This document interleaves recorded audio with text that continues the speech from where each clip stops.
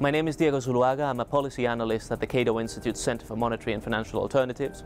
The CATO Institute is a US think tank, one of the largest, and our mission is to promote free markets, individual liberty, and peace in the United States and around the world.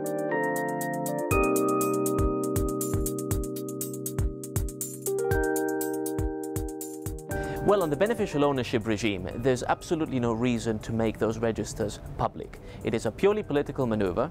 It will benefit nobody. In fact, you're dealing sometimes with people living in places that are politically unstable, politically repressive, where making that information public would put them in danger, and it would empower those despotic governments to do adverse things to people that we in free societies simply wouldn't countenance. And then in the second place, it doesn't improve the job of transparency and the exchange of information that these measures are allegedly trying to promote. I can completely understand that tax authorities want to keep in touch with each other as to the goings-on in each individual jurisdiction, not only so that people make sure that they comply with all their tax obligations, but also so we don't have double taxation, which is very damaging to international investment. But making those registers public only empowers activist groups and people who have ulterior motives unrelated to tax transparency to try and push for the harassment, the increased taxation, perhaps the expropriation of the people who are associated with these accounts or these companies. It is of no benefit to society at large. It will just limit economic freedom.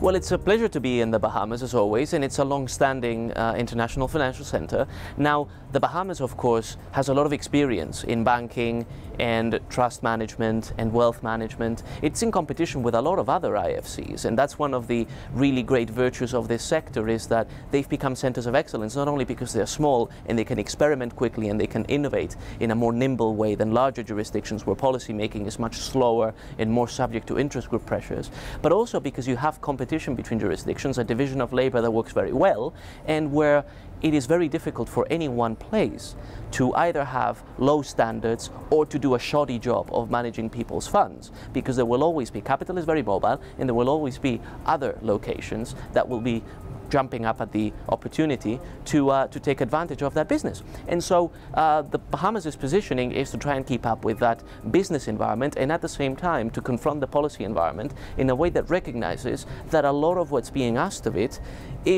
are political issues that are domestic to the European Union, the OECD, sometimes also the United States, but have little to do with the vaunted purpose of transparency and exchange of information. We've gone beyond that. And in fact, if you look at the list of OECD uncooperative tax jurisdictions that they drew up in 1998, there are no countries listed there anymore, because all the ones that were found uncooperative have cooperated since.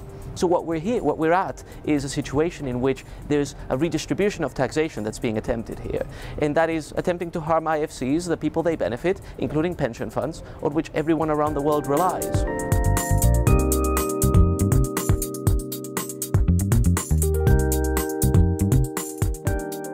The state is very special in that it has a worldwide income taxation system, which means that not only as a US resident you have to declare all of your income from around the world, which is typical of very many Western countries, but also as an American citizen, which I am not, but as an American citizen living in a foreign jurisdiction, you actually have to still file taxes in the United States.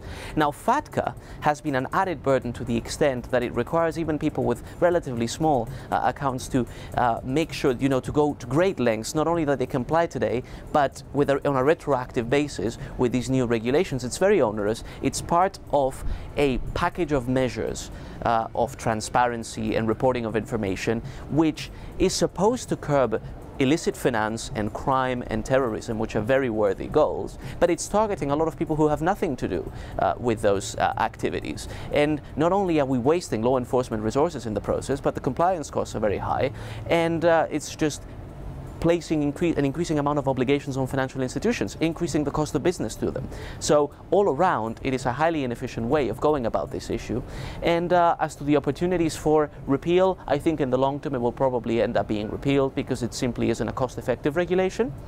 In the short term, I think there's a lot of pressure to keep it in place, but I hope the United States itself a very large financial center and very much active in a lot of the activities that Bahamas and other IFCs are involved in, will recognize that you want to encourage capital mobility, you want to make it easy for people to invest, and you want to promote FDI into your own jurisdiction by being an open jurisdiction with regard to other locations and your own residence.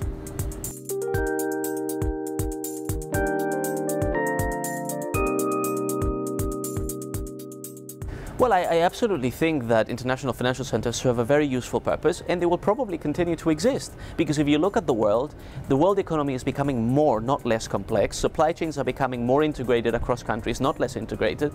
The value of intangible assets, intellectual capital, intellectual property, patents, as a measure, as a share of all production is only increasing, and people are saving more and wanting to invest more. And those are all activities in which IFCs specialize, where their tax neutrality is very beneficial to international investment and make sure that most of the return to international investment goes to the ultimate investor rather than to intermediaries and to government authorities, which would only discourage investment. And then in the second place, that there's a specialization and innovation going on in these jurisdictions that enables things to even get better over time. Now, particularly, we're starting to see the rise of emerging markets, which are hungry for capital, with a lot of young people eager to work and eager to do valuable things.